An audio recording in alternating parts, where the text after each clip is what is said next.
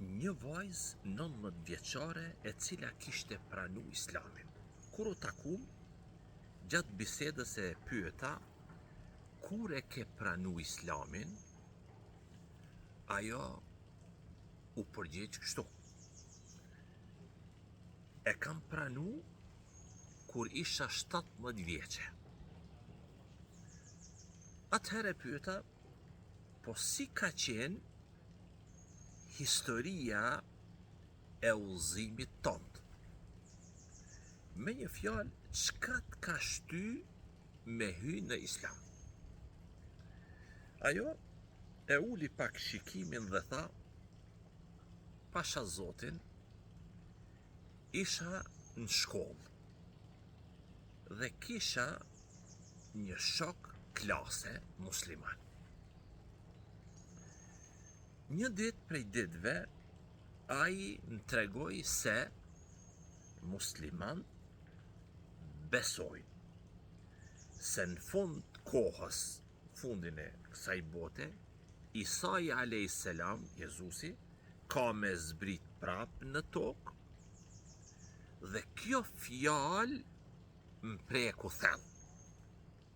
Nuk e di pse, por ma ngjalli, ma ndezi një kurreshtje të madhe në zemër. Fillova me lexu, me hulumtu rreth islamit, sa ma shumë që lexoja, aq ma shumë e ndjeja qetësinë në shpirtin tem. Zemra mu mbush me dritë dhe bindje, e mandej me dëshirë, e me shumë dashni vendosa me pranu islamin. Sigurisht se historia e saj kishte edhe disa hollësi tjera prekse. Dhe i thashe pyeta, a ka mundësi këtë rrëfimin, tregimin ton se si e ke pranu islamin, me ingjizu dhe me publiku? Por ajo më tha me shumë modesti, jo, të lutem, nuk mundem këtë. Unë sapo kam hy në islam, 2 vjetë që e kam pranu islamin. Tash jom 19 vjeçare dhe nuk kam dëshirë që historia jeme të përhapot dhe të bëhet kështu publike. Derisa e bonin këtë bisedë, aty një mik, një person ishte i pranishëm dhe tha, am lejon mu me ta tregu një histori që e kam përjetu vetë në jug të Italisë. I thash, po more, pa pik problemi, tregoje. Ai filloi me tregu këtë histori. Në jug të Italisë jetonte një fermer marokjan, pra ky ishte musliman. Një ditë ky marokjani este mes arave, pas ti po atë ditë ishte edhe një italian tjetër, profesor i njohur i matematikës. Me një fjalë, një njeri me pozitë naltë akademike. Teksa po ecte ky marokjani dhe ai profesori mbrapa, ky marokjani e pa një copë bukë në tokë.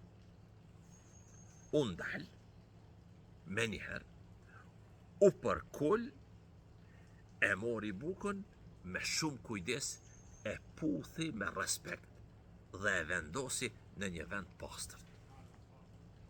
Ky profesori italian po e shikon skenën dhe mbet i habitun. U afru dhe këtë e veti. M'fal. Po pse e puthe atë sobuk? Fermeri marokjan, pra musliman, ju përgjigj me shumë thjeshtësi. Kjo është prej kulturës sonë. Kjo është prej edukatës sonë. Kjo bukë është një mirësi prej Allahut të lartësuar. Mirësia duhet të respektohet, nuk duhet nënçmohet. Prandaj, e mora prej tokës, e putha copën e bukës dhe e vendosa në një vend pastër. Sepse ajo ishte dhurat prej Zotit Rabbul Aleminit, Zotit botëve. Ky miku që po tregon vazhdoi me rrëfimin dhe po thot: kjo sjellje e thjesht e tronditi profesorin italian. Ai nuk kishte mundësi mo me e largu prej mendjes këtë pamje që e pa, copën e bukës nga toka, e mori e puthi, e vendosi në një vend. Tregoj një respekt për një copë buke se ishte bereqet, bekim prej Zotit. Ky filloi me pyet veten se çfarë feje e edukon njeriu me kaq mirë njohje ndaj dhuntive begative të Zotit.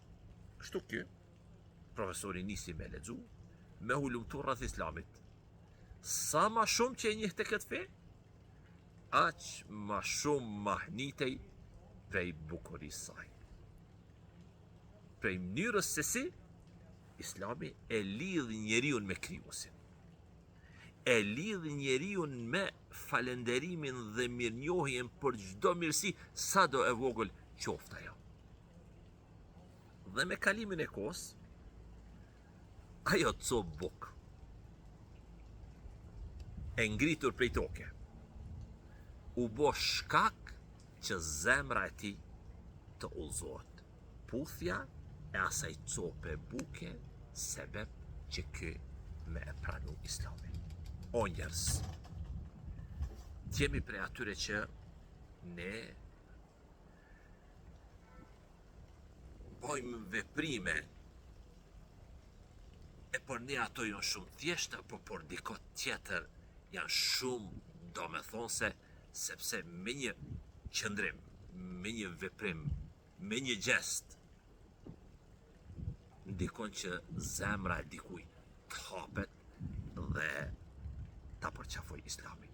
Një fjalë vetme, një sjellje e sinqert, një copë buke e respektume mund bëhet shkak për udhëzimin e një zemre dhe për ndryshimin e krejt jetës së dikujt.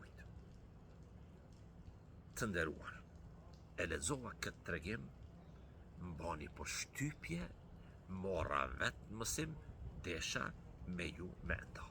Zoti ju ruajt.